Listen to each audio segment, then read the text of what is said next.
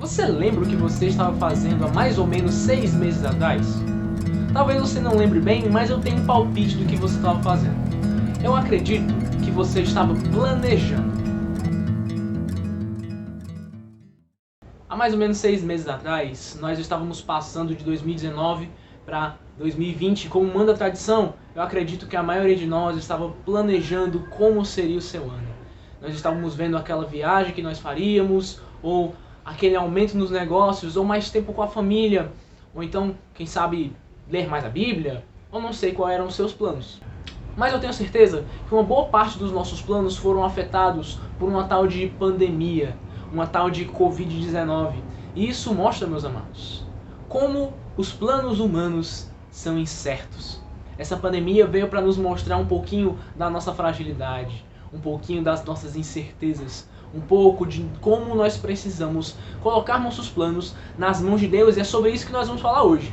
Nós vamos falar sobre a incerteza dos projetos e como ter planos mais bem arquitetados, planos que estão não em nossas mãos, mas nas mãos do Senhor. E é por isso que eu te convido a ir lá para Tiago, capítulo 4, versículo 13. Ouçam agora vocês que dizem: hoje ou amanhã iremos para esta ou aquela cidade. Passaremos um ano ali, faremos negócios e ganharemos dinheiro. Vocês nem sabem o que acontecerá amanhã. O que é a sua vida? Vocês são como a neblina que aparece por um pouco de tempo e depois se dissipa. Em vez disso, vocês deveriam dizer: se o Senhor quiser, viveremos e faremos isto ou aquilo. Agora, porém, vocês se vangloriam das suas pretensões. Toda vanglória como esta é maligna. A epístola de Tiago, ela é muito rica em temas. Tiago fala de fé e obras, fala sobre controlar a língua, fala sobre não discriminar os irmãos nem fazer julgamento uns dos outros, fala sobre toda sorte de temas, e aqui nós temos um tema igualmente importante e interessante para nós, que são os projetos, os planos. Tiago, ele fala de um grupo de pessoas que fazia planos de ir para tal cidade para lá vender ou trocar ou fazer comércio e voltar ricos, que nem aquele sonho brasileiro, né, de trabalhar nos Estados Unidos e voltar para cá ganhando em dólar. Assim eram esses projetos, e Tiago, ele aponta uma série de erros dentro desses projetos.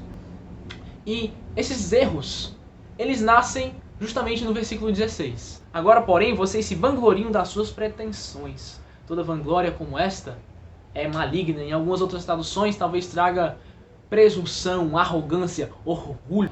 É justamente nessa vanglória, nessa presunção, que nascem os planos errados. Todo mau plano, ele vai nascer na presunção, vai nascer na arrogância.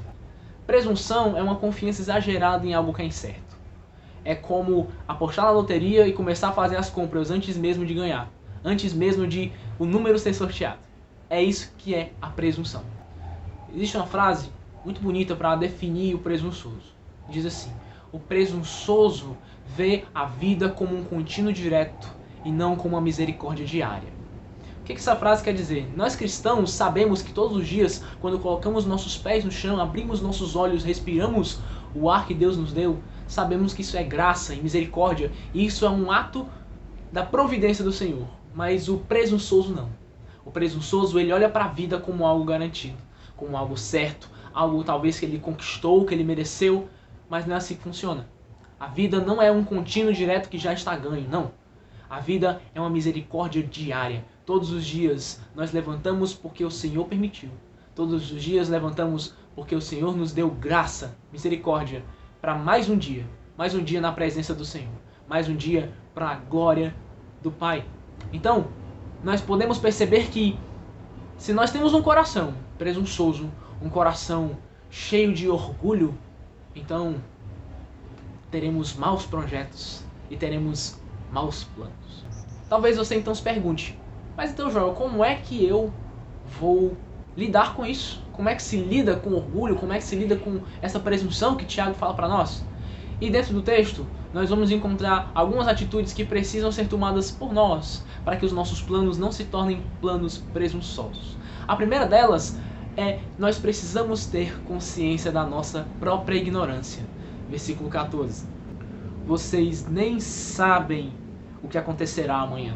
A primeira estratégia para lidar com essa presunção é ter consciência da sua própria ignorância. Nós vemos isso no capítulo 14, onde Tiago diz: Vocês nem sabem o que acontecerá no dia de amanhã. Amados, nós vivemos na época de maior informação de toda a humanidade. Hoje nós temos ferramentas de comunicação fabulosas, televisão, rádio, mídias sociais, internet, toda sorte de instrumento. Nós temos também grande avanço na ciência, na biologia, na medicina, na pesquisa de doenças. Nós temos toda sorte de ferramentas e instrumentos para facilitar a nossa vida e para nos dar conhecimento. Mas a verdade é que, por mais entendidos, mais inteligentes que nós sejamos, nós não possuímos ainda o poder de sondar o futuro e de conhecer o que acontecerá no dia de amanhã. Aquele que pensa que pode dominar o futuro, aquele que pensa que tem o seu amanhã garantido, acaba se tornando uma pessoa presunçosa, assim como o texto de Tiago nos revela. Provérbios 27:1 diz: não se gabe do dia de amanhã, pois você não sabe o que este ou aquele dia poderá trazer. A verdade é que o dia de amanhã pode trazer bênção, pode trazer bondade, misericórdia do Senhor, pode trazer toda sorte de coisas boas para nós, mas o dia de amanhã também pode trazer calamidade, pode trazer pandemia, pode trazer prejuízo. O dia de amanhã é incerto. Não podemos ter ele em nossas mãos e nos gabar dele, não, porque amanhã eu terei uma grande vitória. Você não sabe disso ainda. Se o Senhor permitir, amanhã terei uma grande vitória. Se o Senhor me conceder graça, então amanhã terei uma grande vitória. Outro texto importante para nós entendermos porque não devemos nos fundamentar somente no futuro é o texto de Lucas 12:16, que diz: então Jesus lhes contou esta parábola. A terra de certo homem rico produziu muito. E ele pensou consigo mesmo: o que eu vou fazer? Não tenho onde armazenar minha colheita. Então disse ele: já sei o que eu vou fazer. Vou derrubar os meus celeiros e construir outros maiores, e ali eu guardarei a minha safra e todos os meus bens. Então eu direi a mim mesmo: você tem grande quantidade de bens armazenados para muitos anos. Descansa, come, bebe e alegra-te. Contudo Deus lhe disse: insensato, essa mesma noite a sua vida será exigida. Então, quem ficará com o que você preparou?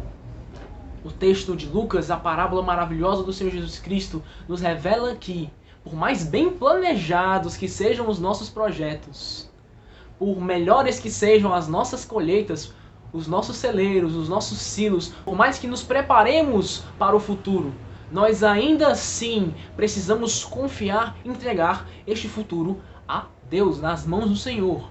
O homem rico, ele tinha uma grande produção, ele tinha uma riqueza sem igual, ele tinha bons projetos, mas naquela mesma noite a sua vida cessaria. De que adianta tantas riquezas e tantos projetos se a vida lhe cessa? E isso toca diretamente com o nosso segundo conselho desse pequeno vídeo. Precisamos ter consciência da nossa fragilidade. Na segunda parte do verso 14, Tiago diz: vocês são como a neblina que aparece por um pouco de tempo e depois se dissipa. A vida humana é semelhante a uma neblina que logo passa. É algo frágil, algo que logo se apaga. Pense comigo, um homem saudável, que sempre prezou pela sua saúde a vida inteira, ele não passa muito dos 100 anos.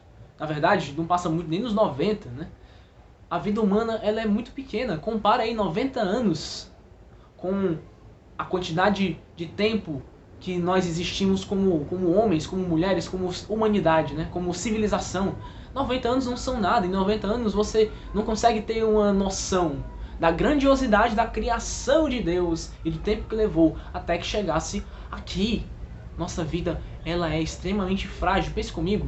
Um pequeno acidente indo para o trabalho pode estragar o seu dia inteiro. Semanas e semanas de trabalho podem ser perdidas por conta de um simples acidente no trajeto.